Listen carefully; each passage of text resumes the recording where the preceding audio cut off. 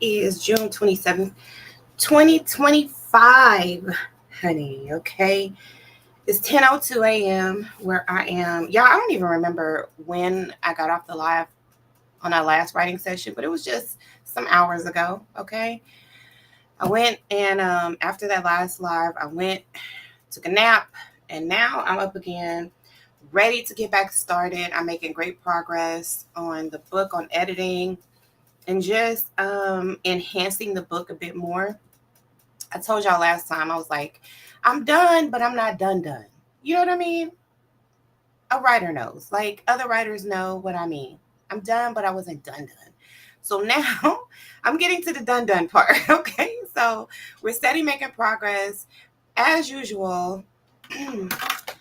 Hold on. Sorry, y'all. Welcome to Writing Sessions with Delores, the pastor's daughter. So, as usual, go ahead and put in the chat, what are you creating? Let me know, honey, so I can be your accountability partner. We can hold each other accountable. We can send each other encouragement. That's what these writing sessions are for. Just to let you know that you have to stick with it. You have to really, I should have a more intentional writing schedule. But, at this point, I just kind of go with, what my body is capable of. And so, I write for a few and then I go lay down, and get rest. And then I come back. And, that's kind of like how, my body is set up right now. But, for you, it may be different. So if you have an intentional writing schedule, then, you can come back to this video and all of the other videos in this, in the writing series and, write and, listen to the video whenever your writing schedule is, so just, tweak it to match your schedule. But my schedule, honey, is just all over the place. Okay. So let me know what you're creating. Let me know what you are working on. Okay. Oh, wait, I put that backwards. What are you working on? Okay. So you go ahead and put that in the chat. As usual, as you come in, like the video, share the video with someone who is working on a book, um, and let them know, hey, these sessions are really good. Before I started my own sessions, I tuned into other people's writing sessions, because I just found them to be so enriching and encouraging. And it's almost like, hey, we're just all working together here, working to create something great, put something great out into the world. And this is a great way for us to encourage one another and to have a shared writing space. So yeah, y'all share with someone who is working on a book. Some of these live streams, we listen to we listen to people who talk about writing books, professionals. So in the last few videos, you'll hear the Writers Boot Camp by Hay House, which is a very reputable publishing company that'll let you know like what it takes to get a book proposal out, what it takes to get a book deal and all of that stuff, if that's what you're interested in. But these last few sessions, I've been going over this book review that I did a couple years back, of A Yearn to Discern by R.L. Mako. So that's what we're going to be listening to today while we do our writing session. I'm kind of one of those like that's a bit of a multitasker. I like to listen to something that's enriching and also write at the same time. Sometimes I'm in more of a zone, where I just kind of listen to like maybe some lo-fi study music. Oh, speaking of which, let me turn on some lo-fi music. I forgot all about that, y'all. And then so we can have that kind of going quietly in the background, and also listening to this daily dose of discernment, where we do this book review of A Yearn to Discern by R.L. Mako. So let's go ahead and get started. I'm going to mute out, but again, you can chat with me in the chat. I'm here. This is live. This is not a pre-record. Well, you'll be listening to a pre-recorded video, but I'm actually here, just not on camera because I look a hot mess. Okay, and I don't want to scare the people. I don't want to. I don't want to scare y'all. So I'm just gonna stay off camera for now and get my work done, and you guys can do the same. Okay, so let's get started. It's me, Delores, the pastor's daughter.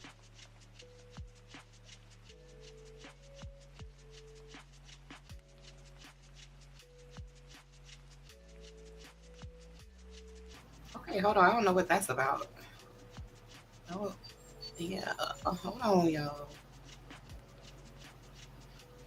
I probably need to actually reboot my computer. I've had it turned on for a while without cutting it off because I've been in the middle of my edits.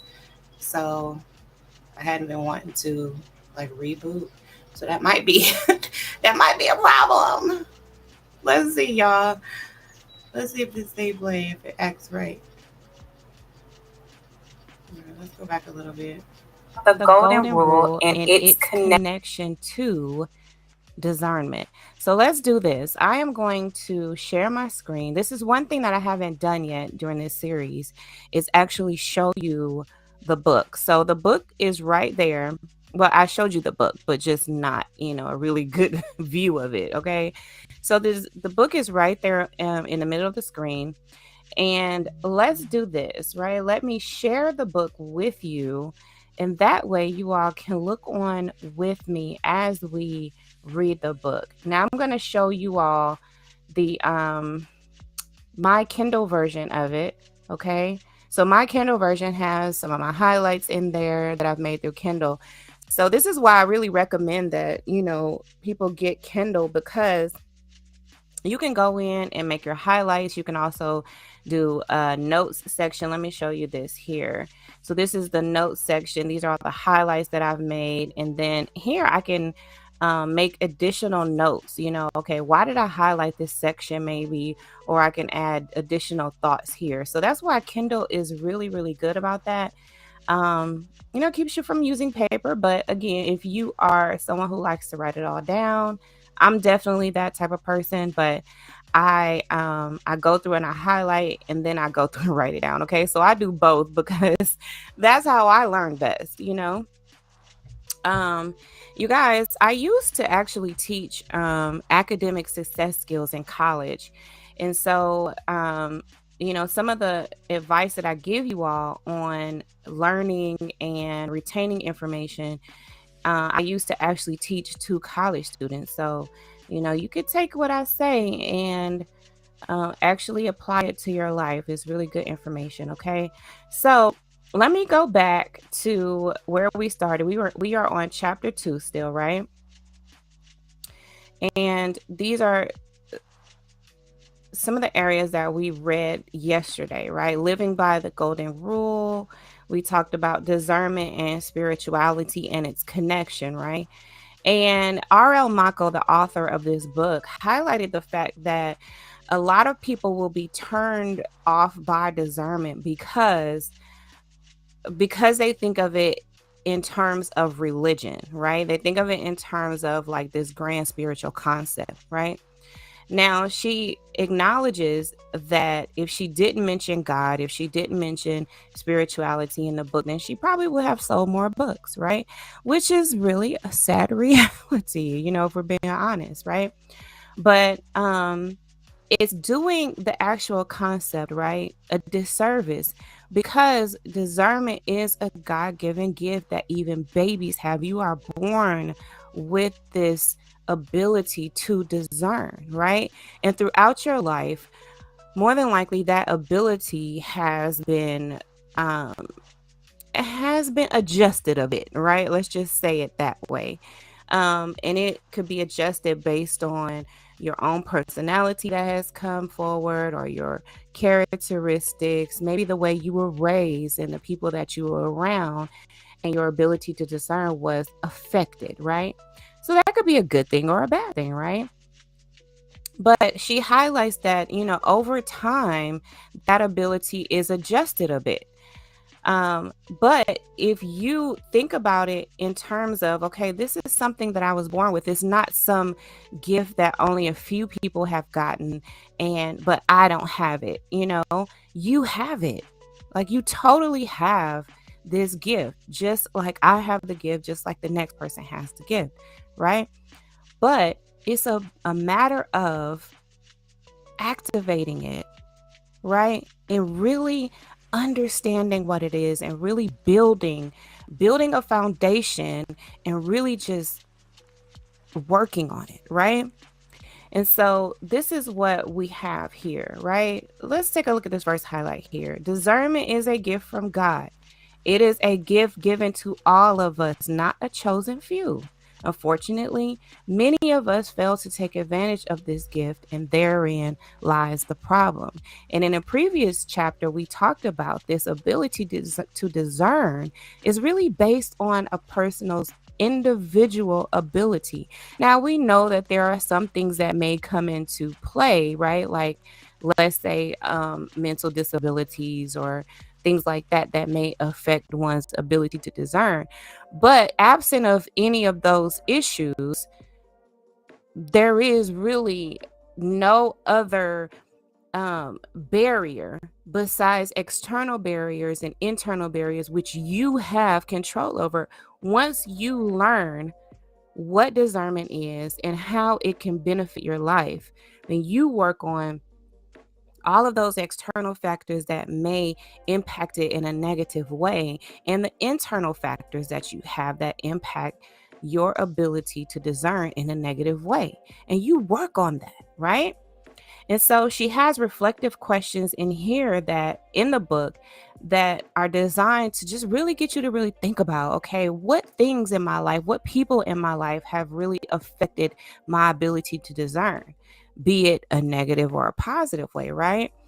And just taking into account all of those things and really being honest about your answers will give you kind of a, you know how I was trying to explain to you guys before, it just gives you kind of like, how when you're in a mall or you're looking for directions somewhere, right? And the first thing you need to know is where you are, right? So you might have this, on the mall thing, it says you are here, right? So which gives you the indication of where you are currently so that you know where you're going, okay? And that's the same concept that I want you to think of when we are answering the questions about our current state, right, of discerning. It's giving us a gauge of where we are and where we want to go, right? But it also gives us a gauge of where we've come from, okay? Because all of that is important. So let's keep going. This is where we left off yesterday this is where we left off. Hold on, you guys. Let me go back to the page. Remember we talked about the golden rule, right? Which simply says that every human being is deserving of respect and dignity, right? And the common denominator that we all have here is that we are all human beings. Okay? We are all human beings, and nothing else, no other factors should be considered, right? It doesn't take into consideration your race, gender, ethnicity, sexual preference, education, culture, social status, or anything else. Nothing else should come into account when we are talking about the respect and dignity that we show one another, that we give to one another. There should be no strings attached, okay? And so where we left off was living by or upholding, the key to upholding the golden rule. Okay, so here we are. Let me, does this make it better? Maybe a little bit. Let's see.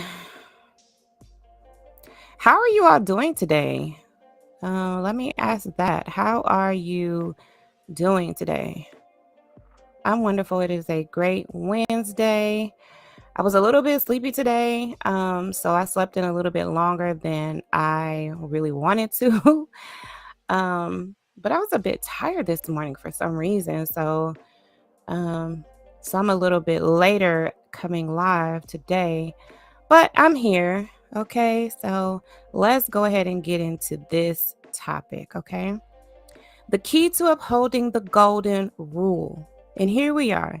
The golden rule places the onus on each of us to give respect first with each encounter. The respect you give is not premised upon someone earning or deserving your respect. Okay? Let's sit with that. Let's just sit with that for a moment. Because I know that a lot of us at some point thought, well, if they don't give me respect, I'm not gonna get respect. And it's just been this whole back and forth, this circle, right? This, revolving door or something. You know what I'm saying? Like, you don't give it, I don't give it, we don't give it, nobody gives it, right? But if you take the control, you take the power back into your own hands, right? With no expectation, like you expect, right? That when you do good, good will be done to you. And there is absolutely nothing wrong with that expectation. However, you still, because you are a discerning individual, know that there are times that you give and it won't be given to you. Okay? We know this. But we also know that it should not depend on our behavior. Our behavior should not be controlled by another's behavior. And if we are saying that we won't give respect because it hasn't been given to us, then we are indeed allowing another person's behavior and actions to control our own.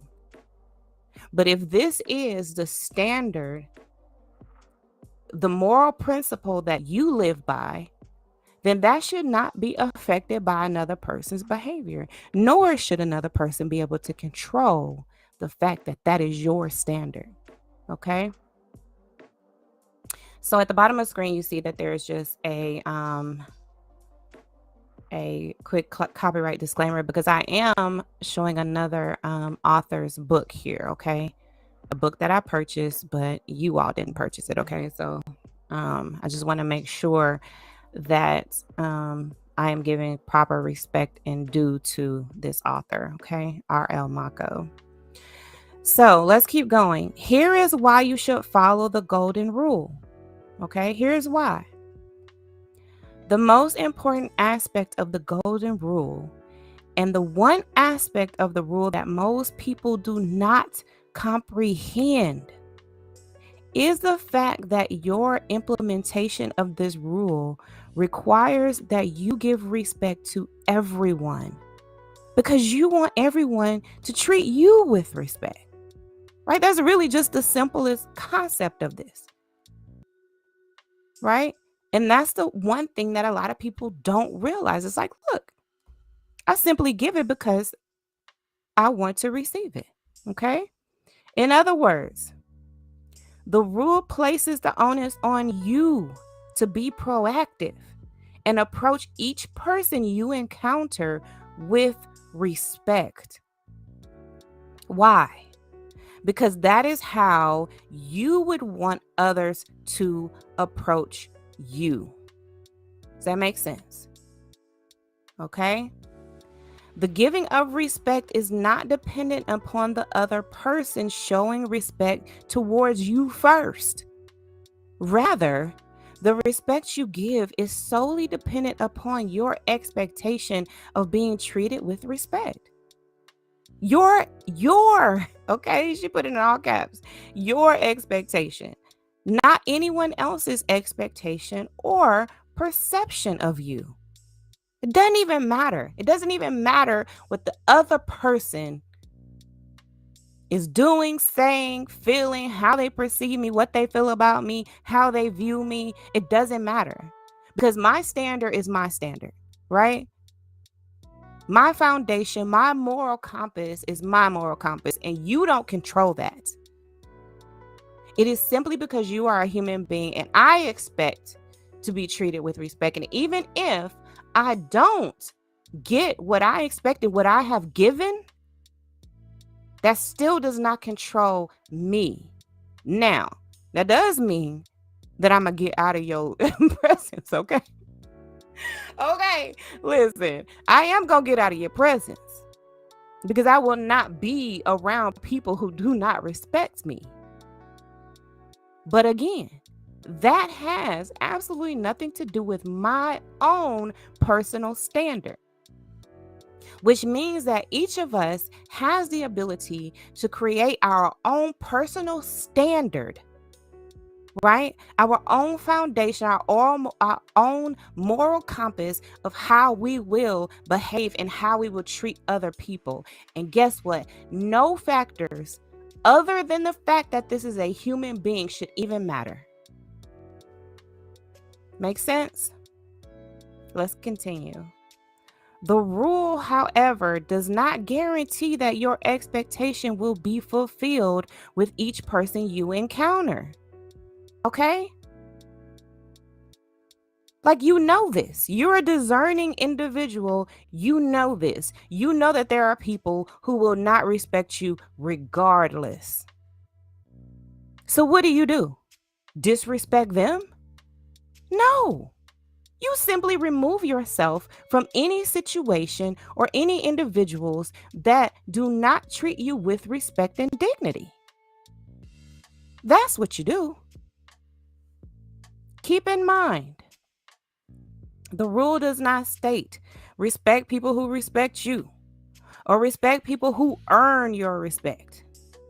Okay? That's where a lot of us go wrong, because we're like, well, they don't respect me, so I don't respect them. So now we're in this tit for tat, when you could simply just remove yourself from any person, place, or thing, okay, that does not give you the respect and dignity that you have already given, because that's just who you are.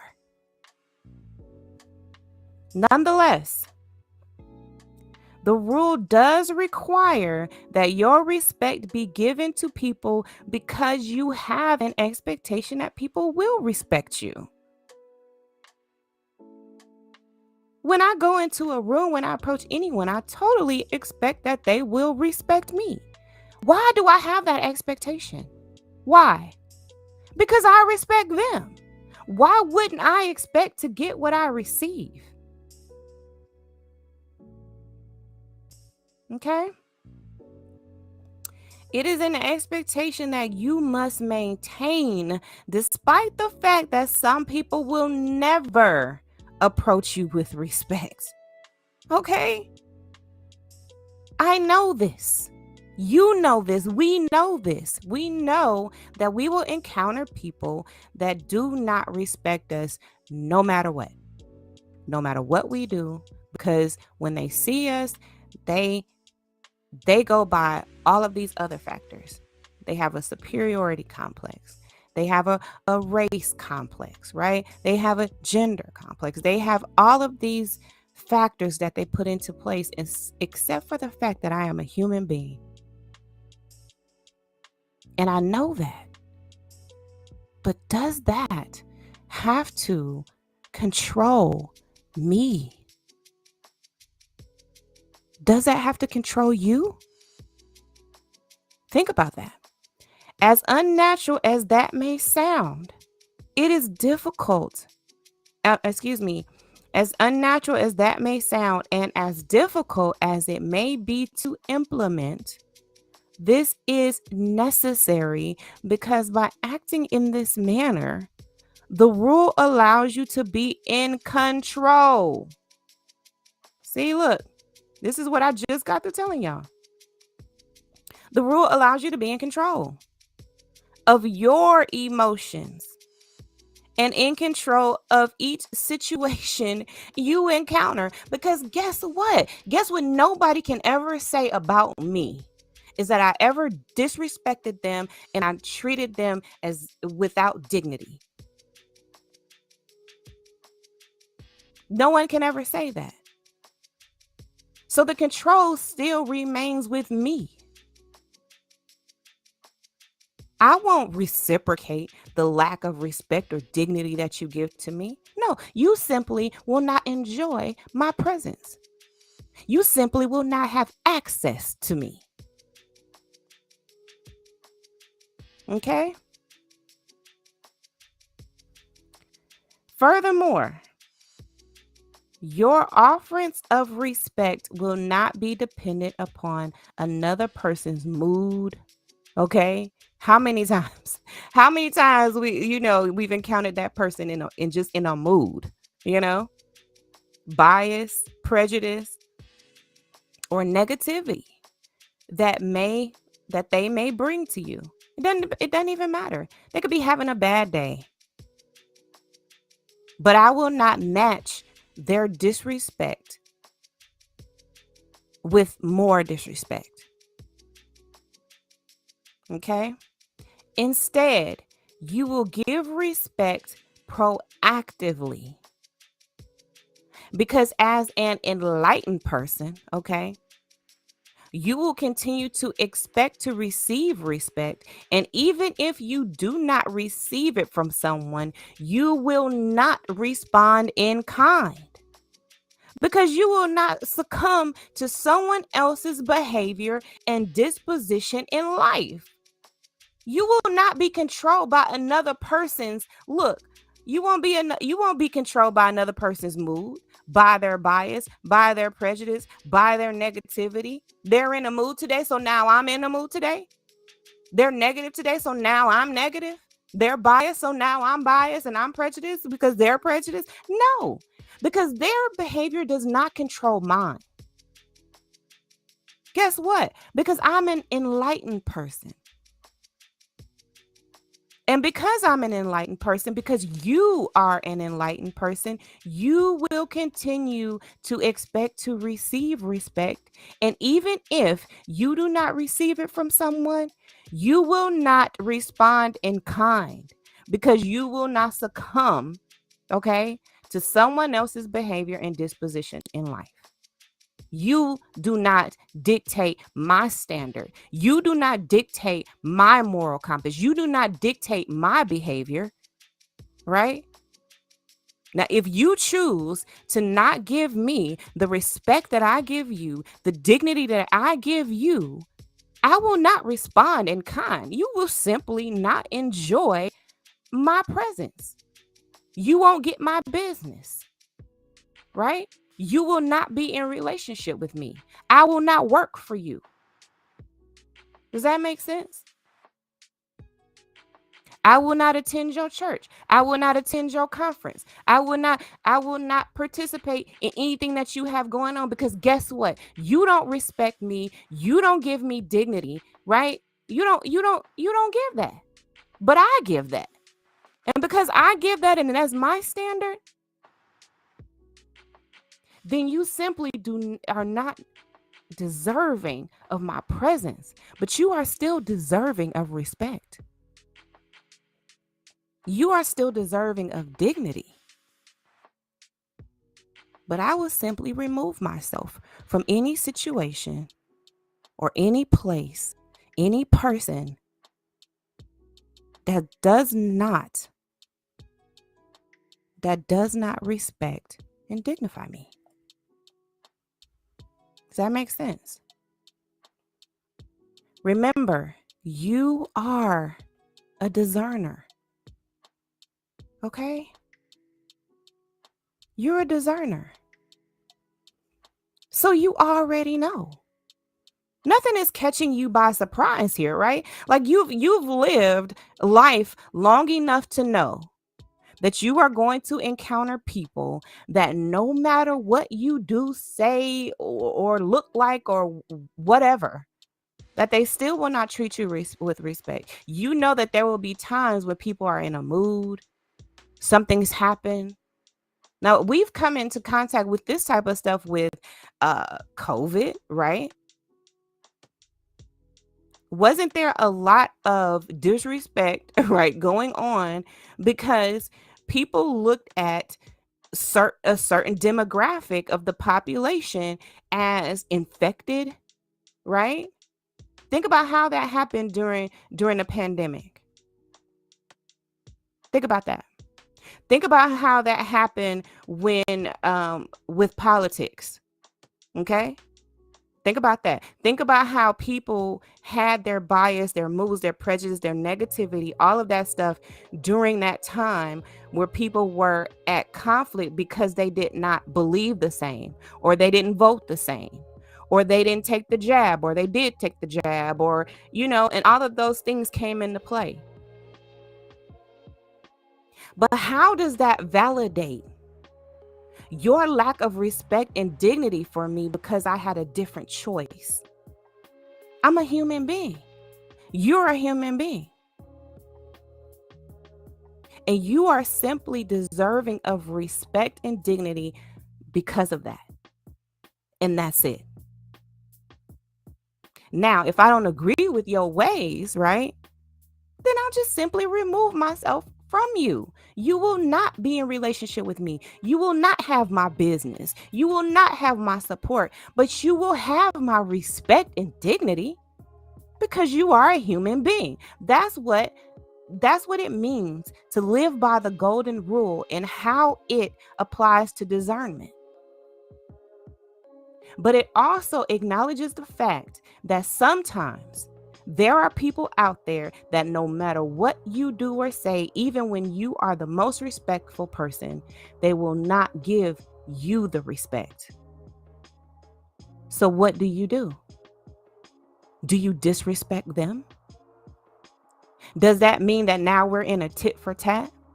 Oh, you disrespected me, so now I'm disrespecting you, and now you're gonna disrespect me again. I'm disrespect you, and then we doing this whole thing? No, because my standard is my standard. And when you are a discerning individual, then you are an enlightened person, and you realize that these standards that you have for yourself become who you are. They become a part of your character, a part of your way of being, a part of how you present in the world. So it doesn't require that I do some talking to myself, oh, I got to treat everybody with dignity and respect. No, because now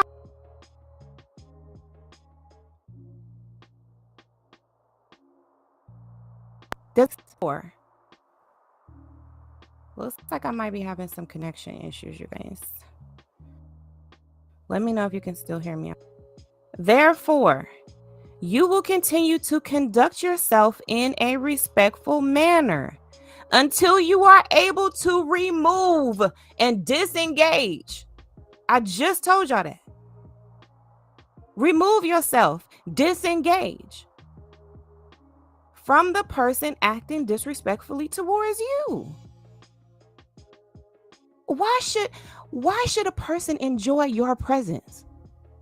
Why should you still give that business your money when you know that they don't respect you? Why? See, some of us, right, we don't necessarily reciprocate the disrespect that we get, but sometimes we still continue to support people and places that do not respect us. So therefore, you have disrespected yourself. Because not only have you allowed that disrespect to happen without removing yourself and disengaging yourself, but you have still decided to support. You have still decided to sleep with that man. You still decided to be in relationship with that woman. Does that make sense? Disengage and remove yourself from any person acting disrespectfully towards you.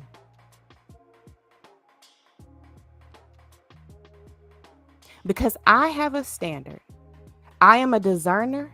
I am an enlightened person, right? This is what you're telling yourself. You are a discerner. You are an enlightened person. You are a respectful and dignified person. And you treat people with respect and dignity. And if you receive anything less than what you give, then you remove yourself and you disengage. Okay, let's continue. Because if you dispense with the rule during an encounter and you withhold respect due to the lack of respect or outright disrespect displayed by another person towards you, you have given that person control over you during that encounter.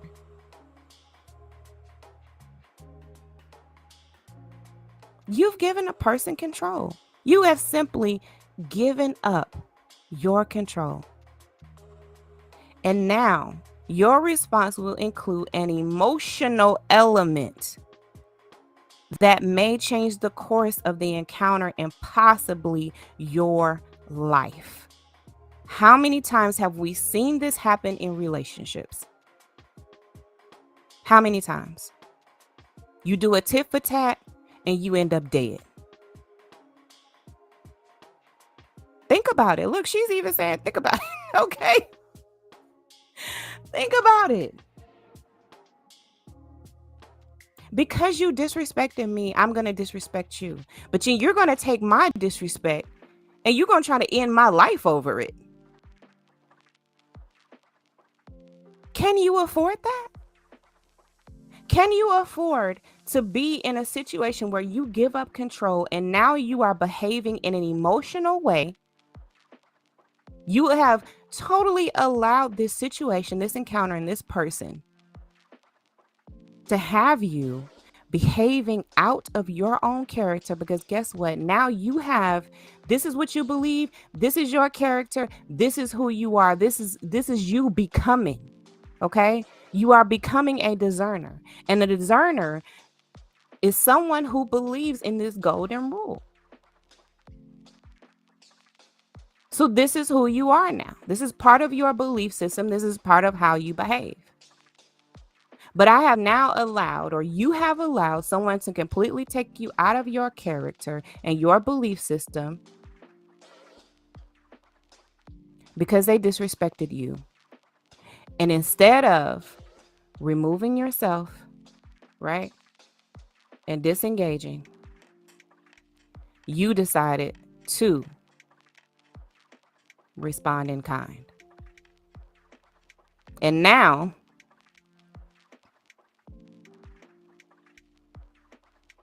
you completely changed the course of the encounter and possibly your life. And what did she say here? Think about it. Let's just sit with that. Let's sit with that for a moment. Because we can see this happening all over the world. Think about it, even in terms of the context of police brutality. Think about it. This has ended very badly for a lot of people. Very badly. And do you want, at the end of the day, to say that I have maintained my standard, right, of living by the golden rule, of giving respect and dignity simply because that person is a human being? Or do I want to say, you know what? They disrespected me, so I disrespected them back. And then they disrespected me again, and I disrespected them back. And now there's a fight. And now guns are being drawn. And now I'm locked up. Think about that. In any given situation, all it may take is one emotional response to what you perceive as another's disrespect towards you, and your life can be changed forever. How many people are in jail right now because of how they perceived another person's disrespect was toward them? How many people? Just, give me a guesstimate, right? Give me a guesstimate of what you think. How many people are locked up right now because they say, oh, he disrespected me. Oh, she disrespected me.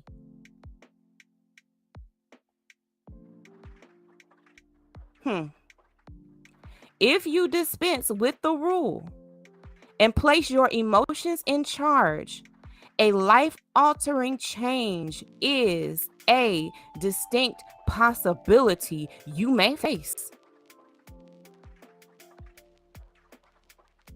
And in today's time, oh, you will face it. Oh, you will. Oh, that policeman, he disrespected me. So I disrespected him back. And now you locked up. And now you on the ground and you can't breathe. Huh? Oh, okay. However, if you are discerning, okay? If you are discerning, you will uphold the rule. A rule that is not dependent upon another or anyone else's expectation of you.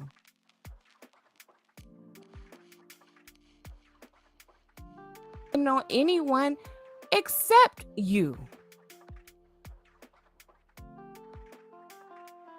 You in all caps.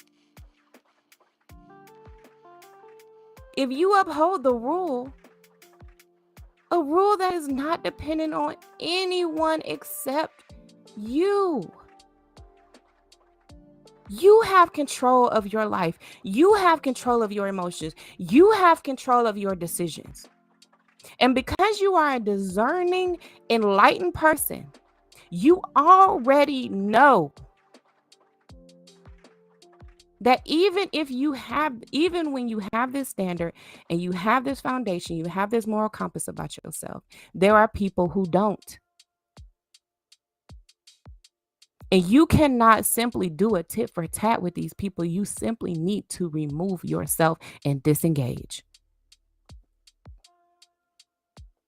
The application of the rule does not change with each person you encounter. Okay? It doesn't matter who. It doesn't matter what age. Old, young. It doesn't matter what gender. Male, female. It doesn't matter their sexual orientation.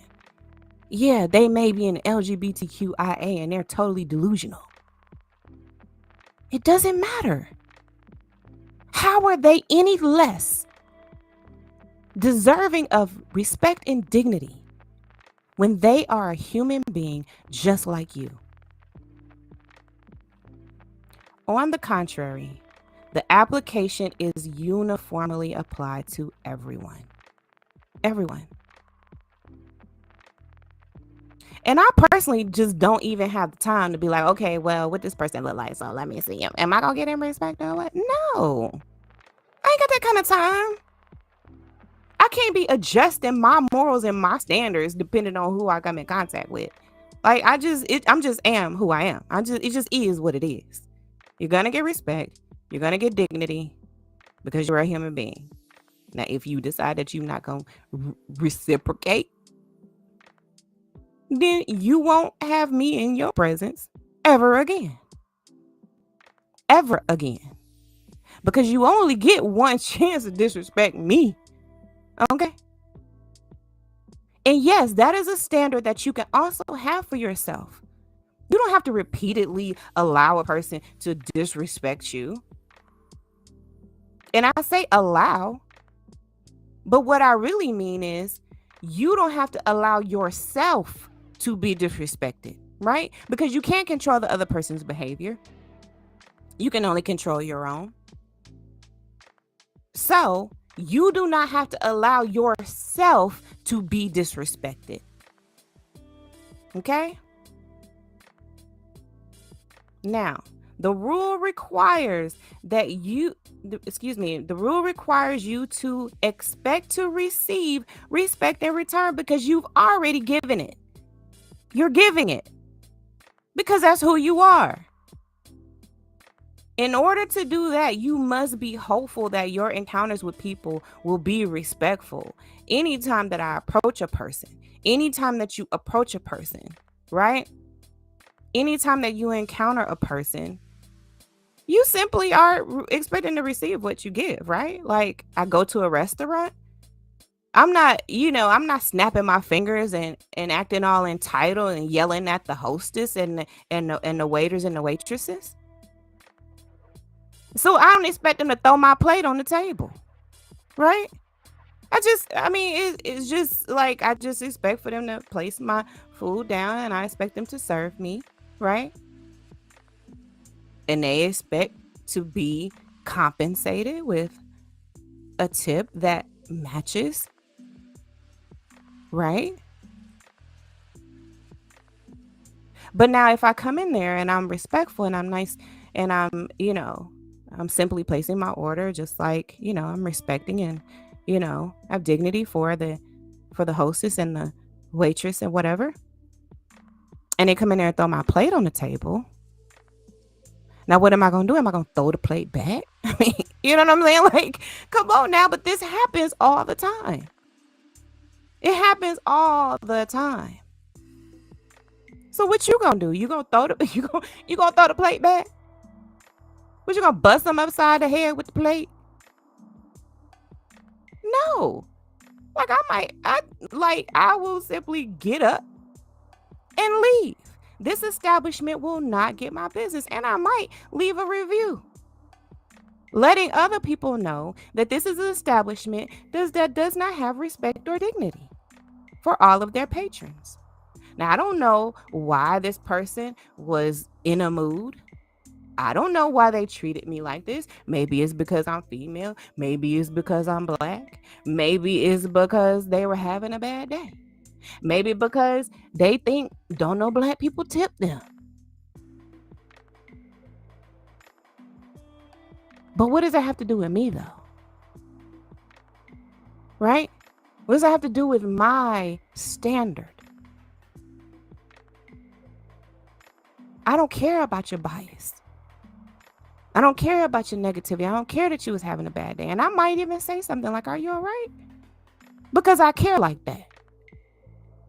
But that's not required. It's not required for me to inquire about that person, right? But that's just me because I'm just that type, right? But if you're not that type, then that's okay. You just simply remove yourself and disengage. Do not give that business your money. But don't get up and hit the waiters with the plate. Okay? Do not get up and start boxing with the waiters. I mean, come on.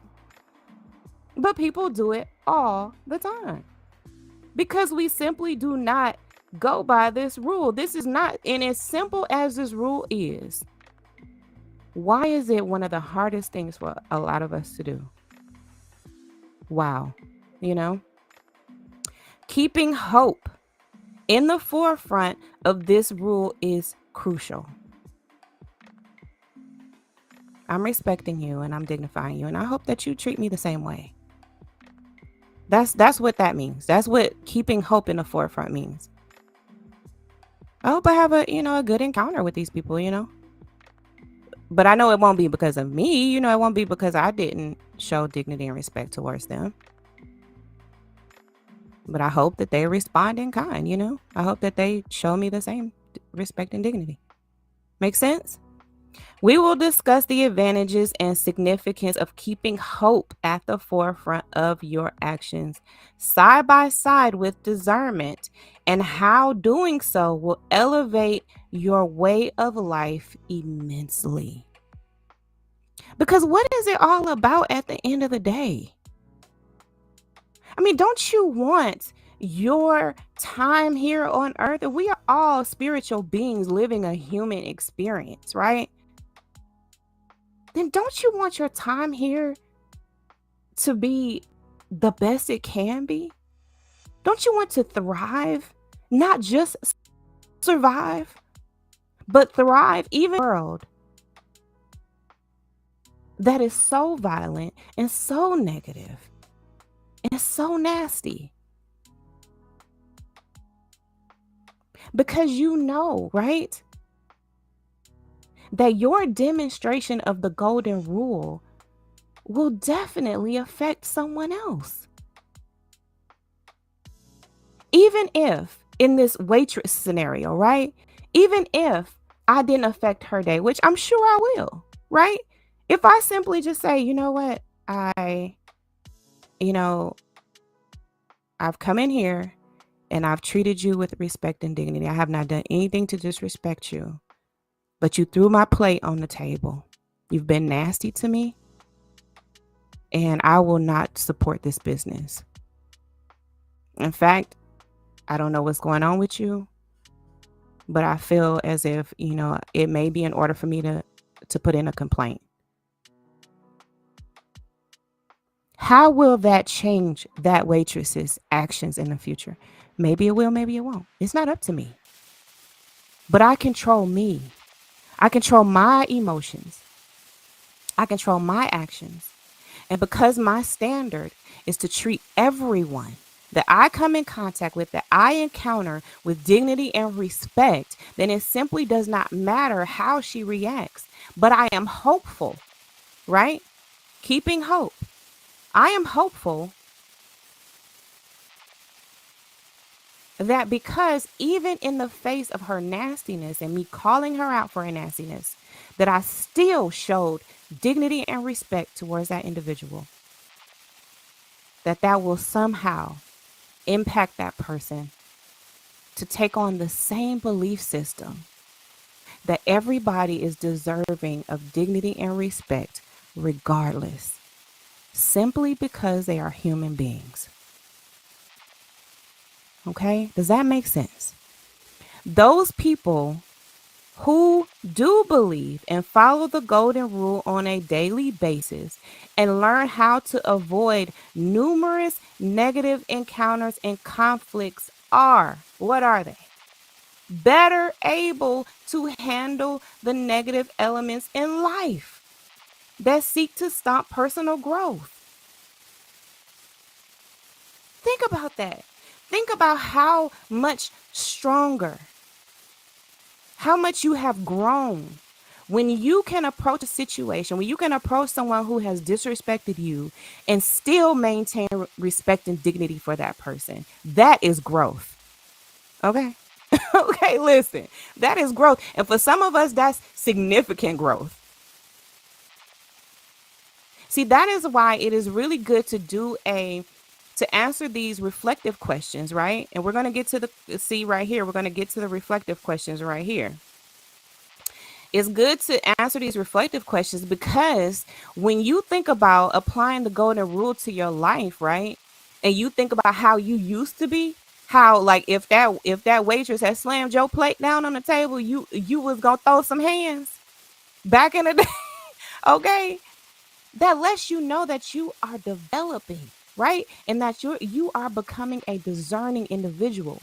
You are becoming an enlightened individual, that you have control of your emotions. You have control over your actions. And these rules, right? These standards that you live by have become part of your character. That is who you are. That is how you approach every situation, every encounter. Every person is treated with dignity and respect. And guess what? You expect to receive it in return. But guess what? You also know that some people will not give you dignity and respect no matter what you do. But you also know that you have the power to remove yourself and disengage. Y'all, look, listen, I'm preaching. You hear me? I'm preaching out this book. Okay, listen. They reap huge benefits, one of which is peace of mind, while staying on a path of purpose and enlightenment. At the end of the day, I can go home. First of all, I can go home, period, right? Because if I responded by slapping the waitress upside the head with that plate, I wouldn't be going home, would I? So that's the first thing. At the end of the day, I can go home. Okay? But then even more than that, at the end of the day, I can go home knowing that my behavior, that my emotions were not controlled by another person who may have been having a bad day, who may have been in a mood, who may have been, just feeling negative, who may have been abused, right? Because we do know, right, that hurt people hurt people. So who's to say that that person wasn't already hurting? And because you responded with dignity and respect, no matter what that person did, you are a contributor to that person's healing. Think about that. Because guess what's going to happen? I'm hopeful of it, right? Because we must maintain hope in this situation. I'm hopeful that when that person goes home, they're going to think about that. Like, man, I was so nasty to that lady that I was waiting on today. But she asked me, how I was doing. Am I all right? And even when I had a bad attitude, she just said, hey, I don't know what's going on, but, I'm just going to remove myself from this situation. You will not be getting my business today. And you may not ever get my business again because you messed up. You may not. You may have messed up for good, Because one thing that we do not have to do is keep giving people chance after chance after chance to disrespect us. You don't have to do that. Remove yourself and disengage. These are the people who will choose to stand on relevant facts when encountering a person who does not believe they are deserving of respect.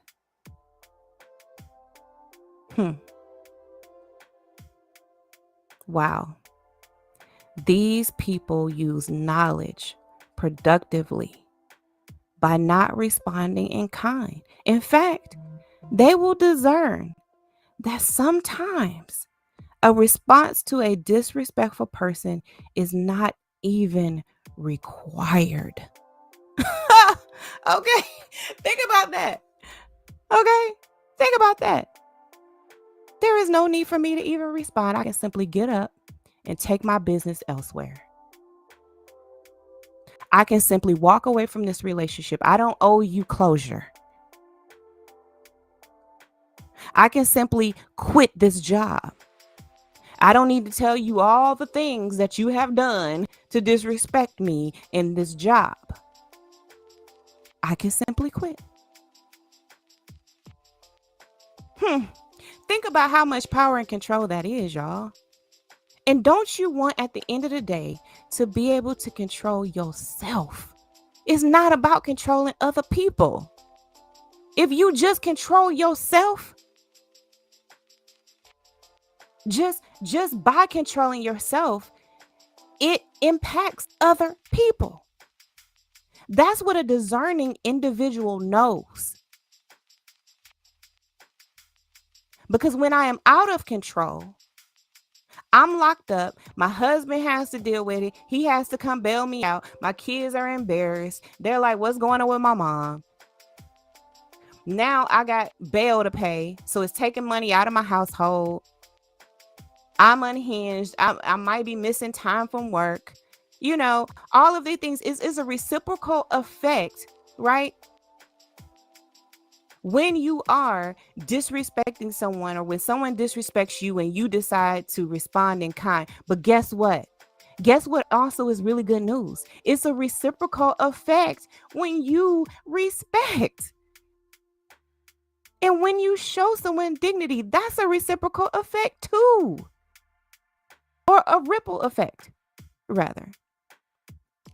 That has a ripple effect too.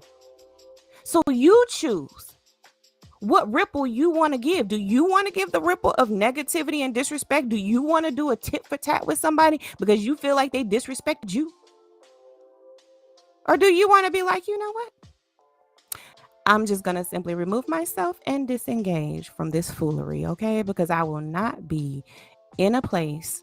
I will not give you my business. I will not give you my presence. I will not give you my effort. I will not give you my work. Okay, I will not give you my energy because there is a lack of respect here. But I will not lessen my respect, my standard, my character because you don't know how to act. Okay. Their response is one of disengagement instead of escalation. I'm not trying to piss you off. I'm not trying to have you pull no gun on me. I'm not finna engage in this road rage incident, and end up wrecked on the side of the road. No, I'm trying to disengage. I don't want to escalate the situation worse. You're not gonna flick me off and I flick you back off and you beeping and I'm beeping and then you try to cut me off and I'm cut you off back. Next thing you know, somebody's gonna end up dead. But no matter what their response is, your response, if any, now if you decide to respond, because you could simply disengage and remove yourself without even having to respond. But no matter what their response, but no matter what their response is, their response, if any, will be led by their ability to discern. And will keep them on the right track and in control of their actions and emotions. You'll be on the right track here. You don't get no points. At least not from the right people. Not for the right reasons. You don't get no points for doing this tit for tat.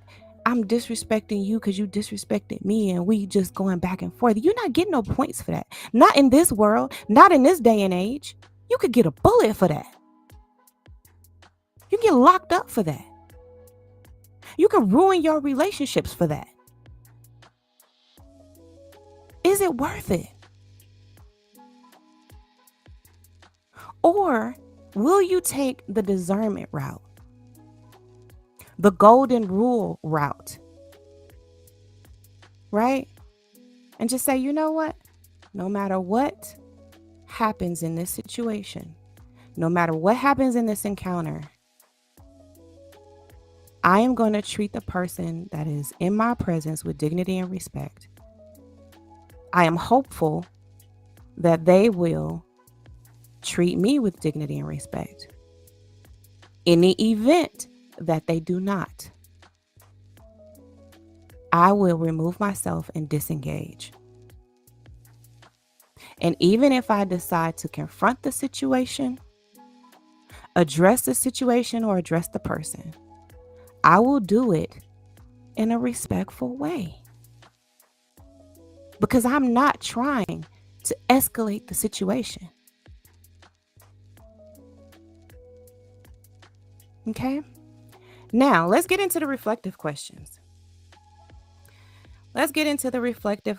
Respect and the golden rule. Here are some reflective questions. And I want you all to be really honest about these questions. I mean, like, really give it some thought and answer honestly. As a general rule, do you believe in the following? The golden rule. Why or why not? Do you believe in following the golden rule? Do you believe in following the golden rule? Why or why not? Do you? Do you believe in following the golden rule? Let me know in the chat. Why or why not? Number 2, if you do follow the golden rule, do you automatically apply this rule when you interact with all strangers, like the general public? Yes or no? If you follow the rule, the golden rule, is it automatic? Is it automatic? If your application of this rule is not automatic, okay? Do you give respect to people in general based upon how you believe others treat you first? In other words, is the respect you give to strangers dependent upon the respect or lack thereof that you feel they display towards you? Yes or no? Please elaborate on your basis for giving respect to others. So go deep here. Be honest with yourself. You don't have to be honest with me. You don't have to tell me these answers. I mean, I wish you would, because, it's just great for conversation, right? But be honest with yourself. Let's go to the next question.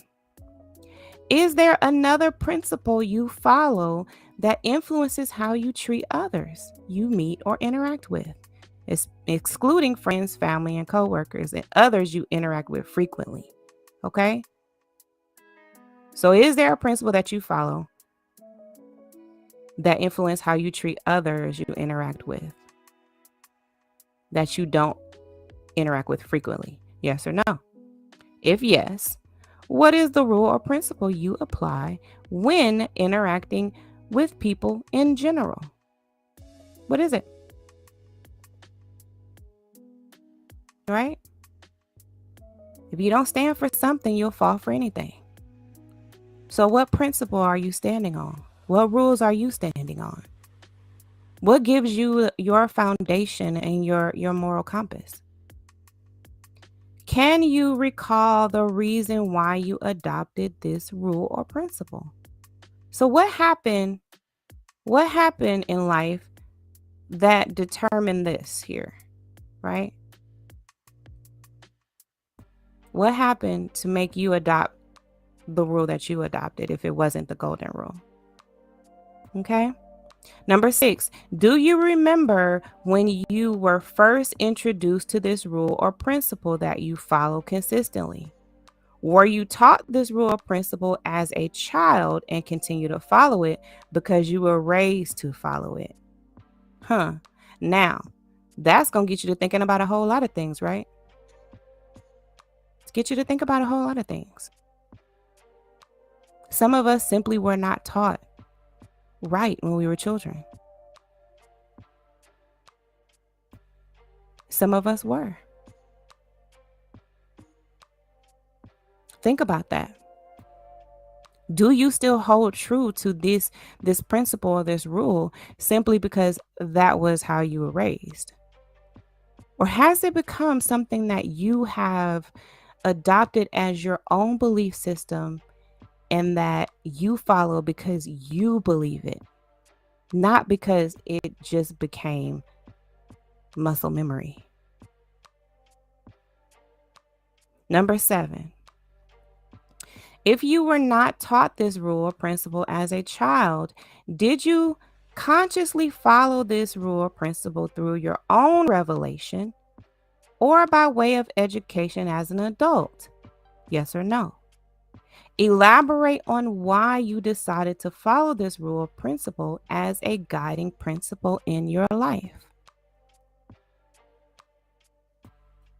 Think about it.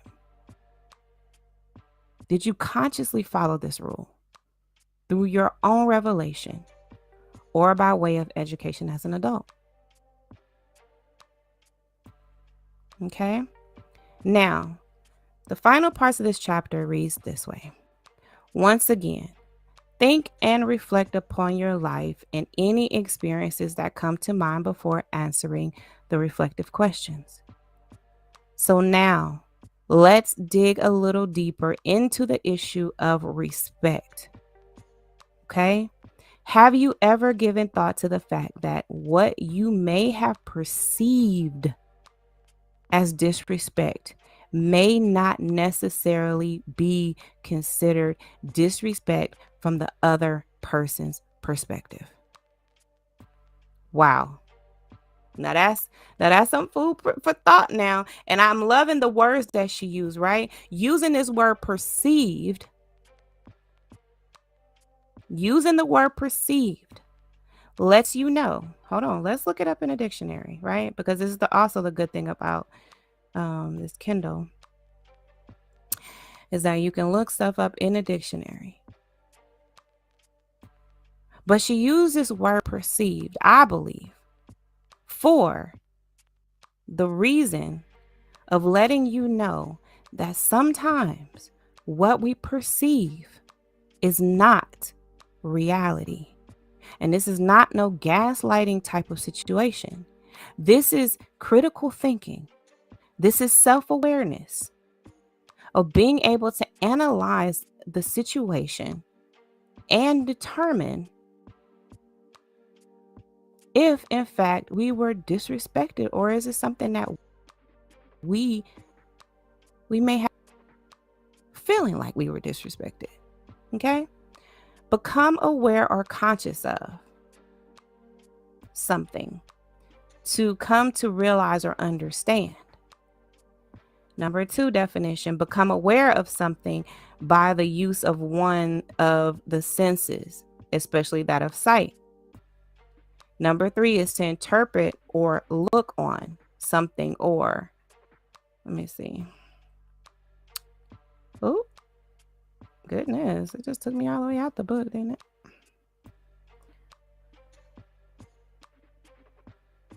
The point here being, let me go back. Oh, the point here being that sometimes what we perceive is based on our feelings, based on our worldview, based on our experiences. But can we be open to the possibility, right, that what we perceived as disrespect may not necessarily be considered disrespect from the other person's perspective? Some of us simply view someone telling us the truth as disrespect. Okay? Think about that. Let's discuss an example with less catastrophic consequences than the example above, but will also help us understand discernment and spirituality much better. Oh, yes, y'all. Let's get into another life situation. And then we're going to end. Hold on. Let me see. How much longer is this chapter? Oh, child. I'm already over an hour. I'm sorry, you guys. Stick with me, though, because this is some good stuff here. Okay. Life situation number 2, after you, my dear. As someone from Generation X, I am realizing more and more that a number of young millennials do not necessarily open doors for me with the same consistency as adults from my generation and the generation before mine open doors for me. By no means am I saying that all millennials do not open doors, but I have noticed that a number of millennials I come across do not. Now, as a woman of a certain age, I freely admit that there is a part of me that expects a man to open the door for me, because that is what I've been used to all my life. Needless to say, I am a creature of habit, as we all are, and having a door open for me is one of those habits I've grown accustomed to. I am entering my 5th decade on this earth, and I can literally count on one hand how many times a man from my generation has neither opened a door for me or allowed me to enter or exit an elevator first, because rarely does that happen. Okay? Nonetheless, in the off chance that a man does not open the door for me or wait until I enter or exit an elevator, regardless of his age, color or any other characteristics, I do not get upset with him over it. Why? For me, the reason is very simple.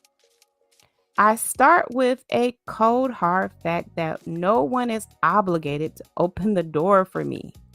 That's a fact. Now, of course, I can interject into the story that opening a door for someone is the polite and courteous thing to do. I may also believe that opening a door for someone is an indication of one's upbringing. But understand that such information is subjective and distracting only. The reality is that no one is obligated to open the door for me. Therefore, if a man does not open the door for me, he is not obligated to do so. And he is not obligated to do so.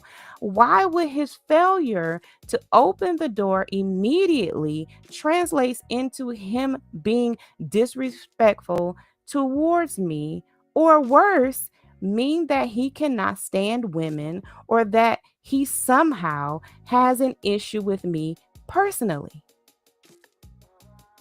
Why does it have to be seen as a negative because someone failed to open the door for me? Maybe the person was preoccupied at the moment. Maybe the person was not taught to do that. Or maybe the person tried to open the door for a woman one time and was met with a response that he didn't have to open the door. I have no idea why he didn't open the door for me, and it's not my job to condemn him because he didn't do so. Focusing on what this man failed to do only preoccupies my mind with negative thoughts. In other words, it serves no purpose, and therefore I refuse to allow such thoughts to breathe or take up residence in my head. Okay? Someone failing to open the door for me is not automatically synonymous with someone disrespecting me. Huh. How many times? How many times, y'all, have y'all heard that from a woman? He didn't even open the door for me. Does that automatically mean disrespect? Does it to you? Does it to you? What I do know is that if I later saw the same man directly behind me as I began walking through a door, I would still open the door for him because I will not dispense with my commitment to following the golden rule just because he may not be following the same rule. So if I go through a door and a man doesn't open the door for me, does that mean that when I'm going through the door later on that day that I won't just hold the door for him? When I see him right behind me? Think about it. I do this because me following this rule actually frees my mind, because it ensures that I don't focus on irrelevant information. Instead, it allows me to be in control of my emotions and actions and not allow myself to be preoccupied by someone else's actions. I am insistent upon not allowing anyone to stop me from upholding my principles just because they did something that I may have misinterpreted. How many times, y'all, have we misinterpreted another person's actions and we responded in a negative or nasty way because we misinterpreted? Think about that. Or to take a step further, why should I alter my course just because someone doesn't believe the same things I believe? Huh? Why? For all I know, this man may very well uphold the golden rule and just had a bad day. Maybe he was in a rush. Maybe he was preoccupied. He was thinking about something else. Or maybe he just don't hold the door. What does that have to do with me? What does that have to do with my standard? I'm not going to just allow the door to close on a person when I see them right behind me. I'll just hold it.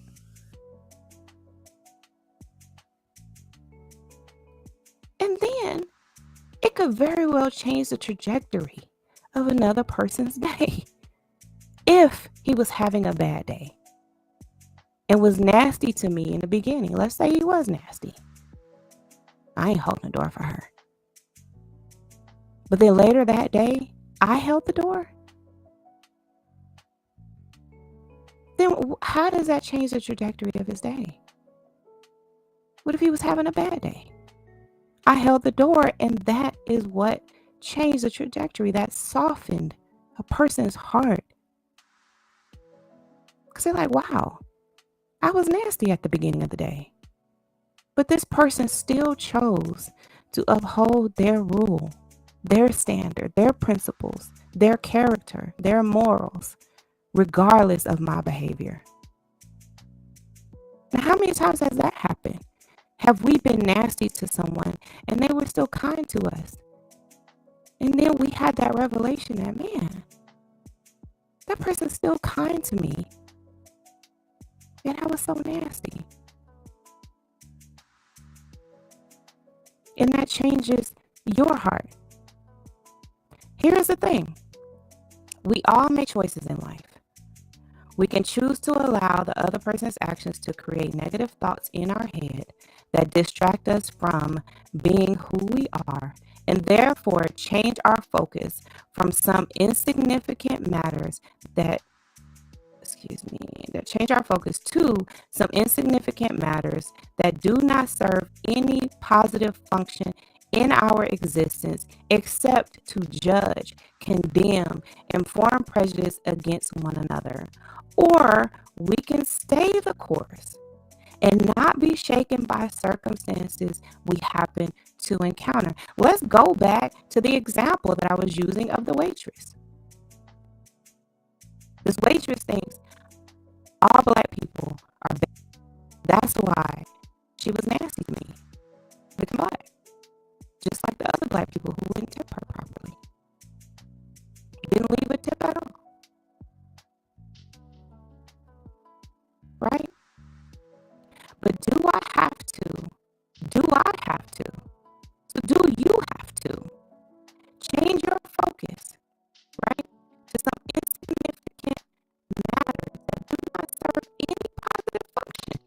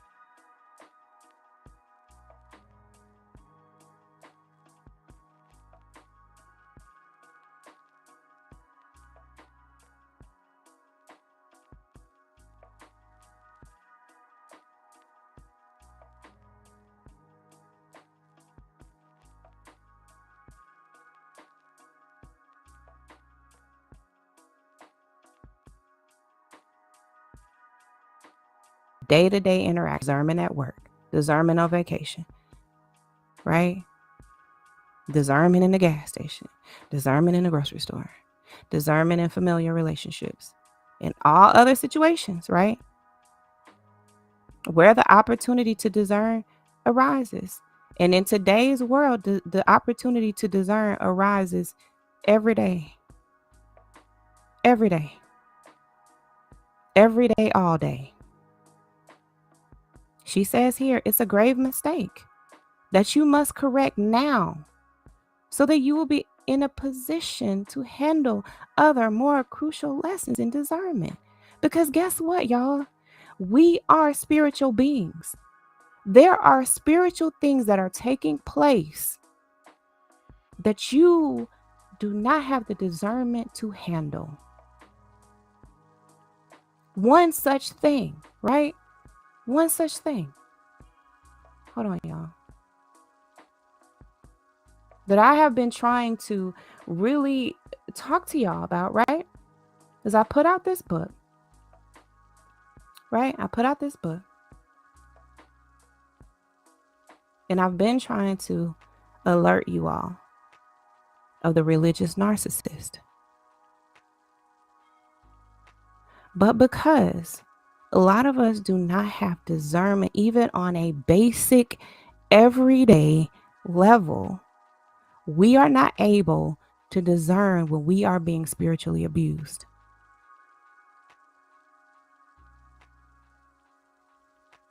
Right? The Religious Narcissist Decoded is an ebook that's available on Amazon, and it's available on my website. It's available on Amazon for $9.99, and it's available on my website for absolutely free. If you go to my website, get an account on my website, then you will have the book absolutely free. But I understand, right? Because I too am a discerning individual, that your ability to grasp the concepts of the religious narcissist are lessened because you lack the ability to discern on a very basic level. This is a step-by-step guide to discerning the tactics and impact of religious narcissism. It's running rampant in our community. And this is the most dangerous type of narcissist.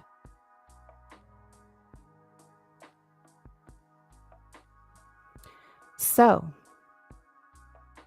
we have to build up the foundation of discernment,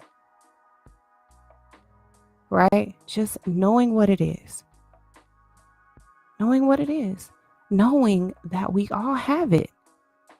And that our ability to discern is based on us, which means, right, that the control is in your hands, right? Your ability to discern is in your hands. That's good news. That means it's not dependent on anyone else but you. As long as you have a desire to discern, you'll do the work. You'll watch the videos. You'll share the videos. You'll be committed to establishing a stance, a presence, a character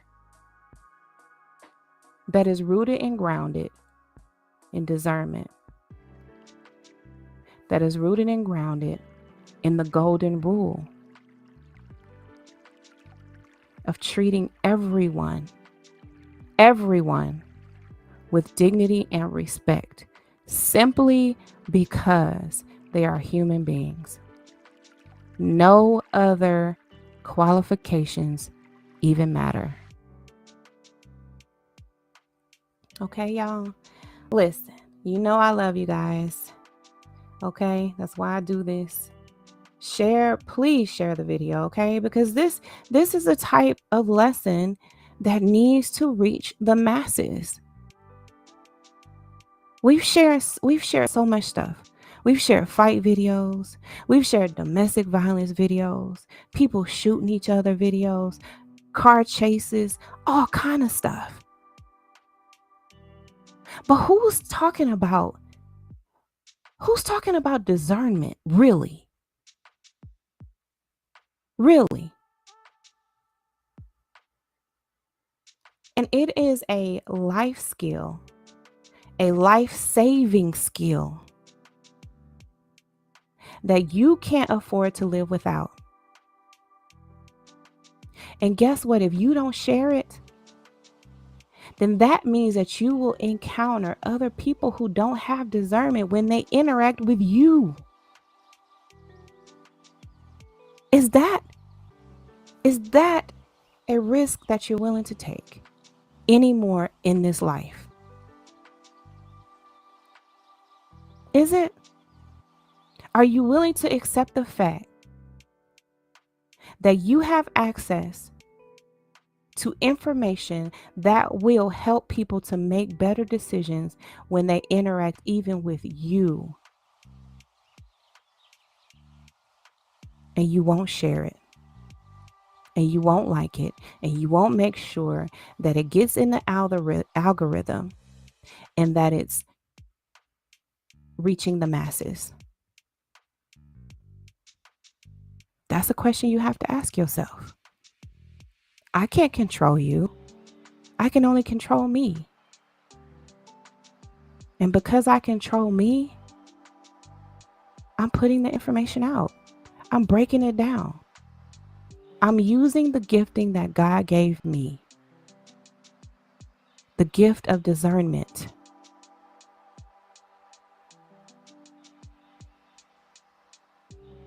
So do your part. Like the video. Share the video with at least one person.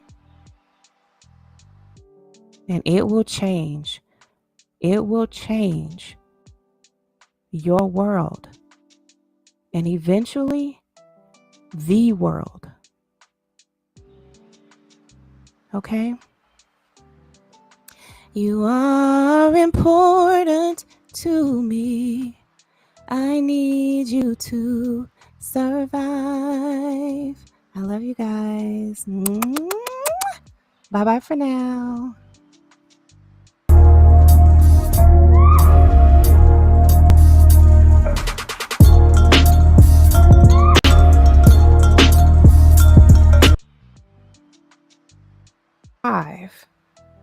When you have discernment, when you use discernment, okay?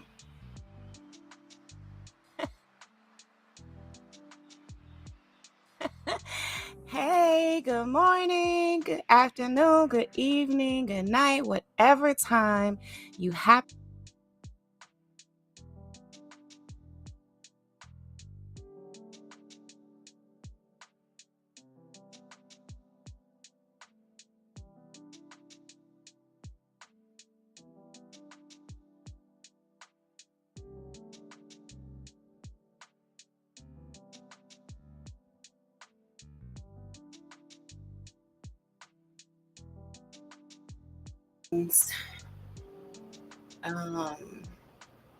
Let's move on to the next one. I think I'm on a roll. I'm tired, but I really want to finish this book. So I'm on a roll. I'm getting close to the end. So let's just keep on going. And this next one is what discernment is not. Let me see. I wonder if I should take a break. I kind of think I should. So let's go to this one, and then Hey, good morning. We're gonna stop it and then start watching this one and listen to this one on the next video, on our next writing session. I need to take a break. I'm tired, and I need to get up and move a little bit. and y'all probably do too. We've been going for about an hour and 50 minutes, and so we're making great progress.